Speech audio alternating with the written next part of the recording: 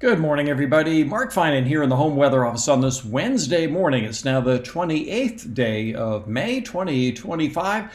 This is the morning briefing coming to you from the Home Weather Office, looking out the window. Beautiful morning, comfortable temperatures, clear skies, a little breeze. Temperatures today will run a little bit lower than yesterday, in an average-ish range for this time of year. But today will also be the coolest day out of the next few, and we are going to see some hotter days ahead for Friday and Saturday, with temperatures topping 100 for the first time this year. But today, a little bit different. Let's show you why. Here is the satellite this morning, and as you can see, we've got a nice marine layer, and that covers the coast, up and down the coast, and into the Bay Area, into Napa County, into Sonoma County, and all the way down into the coast. Yeah, really nice here to see this, because you combine that with a little bit of an onshore flow, and that will keep the valley cooler. And the marine layer, of course, is it's not just this top-down view, but it's also the vertical view that really counts here. And for that, let's go over to the ForwardOrb profiler.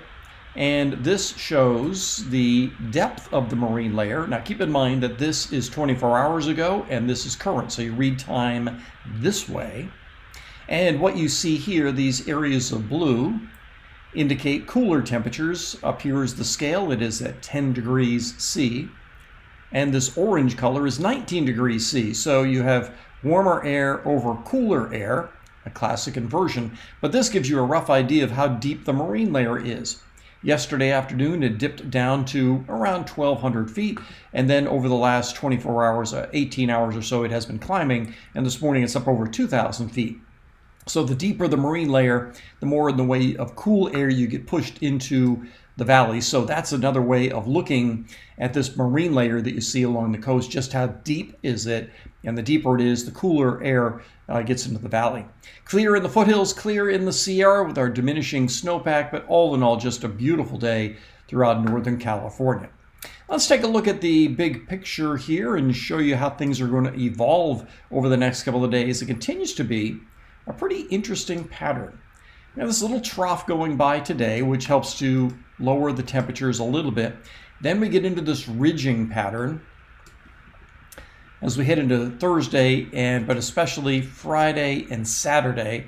This low down to the south continues to meander, but it doesn't look as though it's going to have much impact on Northern California. It may be good enough to bring some showers to Southern California over the weekend. And then as we head into Saturday night and into Sunday, this next trough comes our way to help to drop temperatures. And beyond that, we get another deeper trough with a deep low that will keep temperatures low into much of next week. Let's see, what day are we up to now? This is next Thursday. So yes, even though we are expecting a couple of hot days, we are expecting a nice cool down beyond that. And 10 days from now or so, maybe we'll see temperatures bounce back up once again. All right, let's take a look at what might happen in the Sierra today. Tell you what, the NamNest did a really nice job with this yesterday versus the HRRR.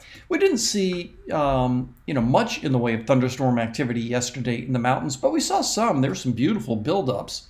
This is 5 o'clock this afternoon, and the NamNest is also showing the possibility of some buildups again this afternoon. If you're going to be up on, let's say, that looks like it's around Highway 4, maybe Highway 108, Sonora Pass, Ebbets Pass, that area, may see some showers, may even see some as far north as Highway 88.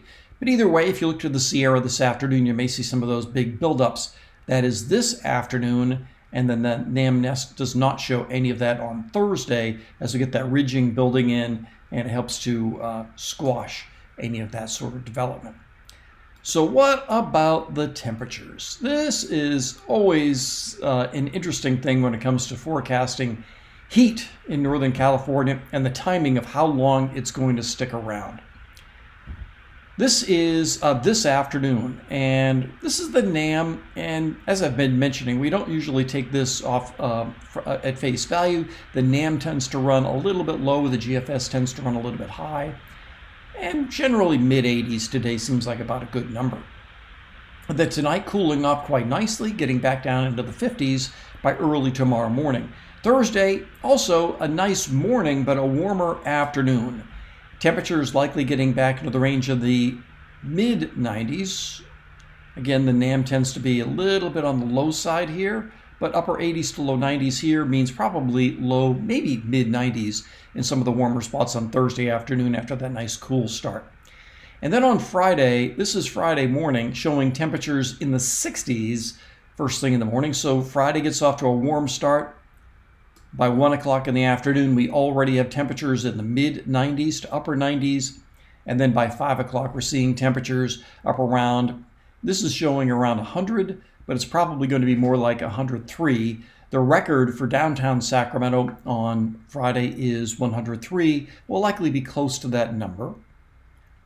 And then on Saturday, this is where it gets really interesting. Saturday morning, this model shows 60s, maybe mid to upper 60s.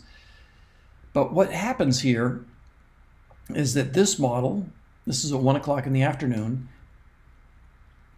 shows many areas around Solano County, Sacramento, San Joaquin County in the mid to upper 90s. The southern part of the valley up around 103. Again, that's 1 o'clock in the afternoon. I should say 2 o'clock in the afternoon.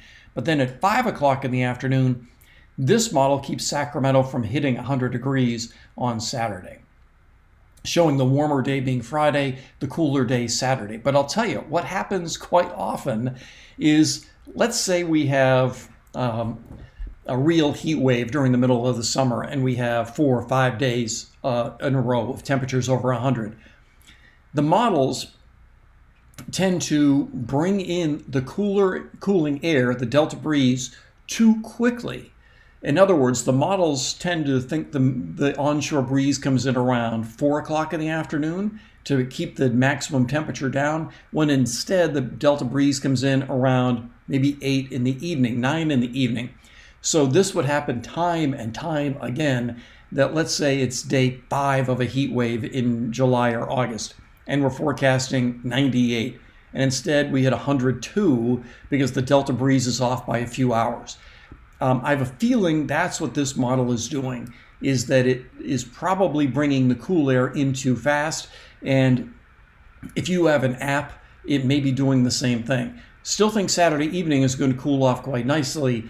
But if you have outdoor plans 4 or 5 o'clock and you're in Sacramento or Stockton or Fairfield or wherever, Davis, and your app is showing it's not going to be 100, I have a feeling your app may be off on this. We used to go round and round in the weather office about this all the time. And I'll tell you, Eileen Javora was the best at forecasting this. And let's see, I'm going to show you the GFS, because the GFS kind of does the same thing. So this is Friday afternoon, the GFS showing around 103, popping up 106 in some spots. And then on Saturday afternoon, it's showing hundreds in the north end of the valley and the southern end of the valley around Stockton and Modesto, also showing temperatures at or above 100. But to keep in mind, the GFS tends to run a little bit too warm. And then on Sunday, still warm, temperatures into the 90s, but probably only mid-90s. You can see the onshore gradient building quite nicely. And then on Monday, temperatures here, this is a warmer run than what we have seen earlier, keeping temperatures around 90. The other thing we'll look at for next week is the possibility of getting any showers. So let's go to this.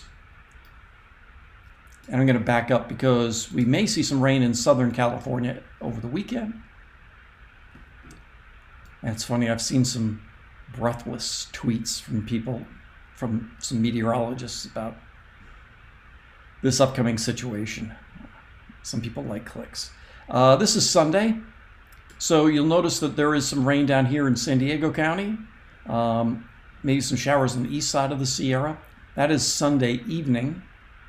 And then on Monday, this run keeping everything dry, whereas previous runs had brought some rain our way. It looks like this model is trying to bring the trough a little bit farther east. And then Tuesday, this is Tuesday afternoon, a better chance of showers in the Sierra.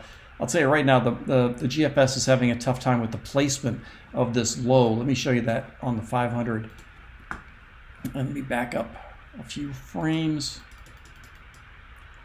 Yeah, so the GFS is having a tough time with the exact placement of this low on Monday.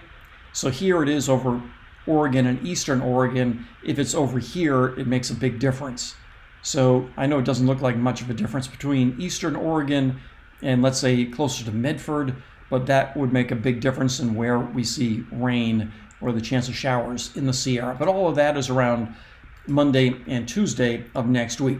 So today, comfortable day, beautiful day, warmer tomorrow, and then hot on Friday and Saturday. Nothing too extreme, just our first taste of summer. So again, I don't understand some breathless tweets I've seen from people. Either way, it's going to get hot, but then not to last too long. Sunday, Monday, cool off with that passing trough.